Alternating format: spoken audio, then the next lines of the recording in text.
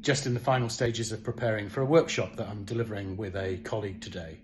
Now, because we tailor our workshops to the individual specific needs of each organisation, I'd spent some time working on it yesterday, and when I met up with my colleague, I wanted to get his perspective. So we talked it through, and then I said, well, tell me how you feel about this.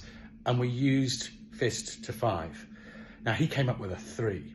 Well, and to be honest, I was a bit disappointed. I spent a lot of time working on it. Well, why is it only a 3?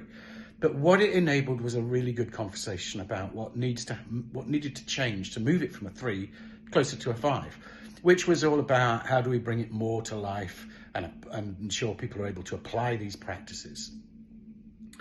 If I just asked him, hey, how are you feeling about the workshop? Or everything good with the workshop tomorrow, we would not have had that conversation.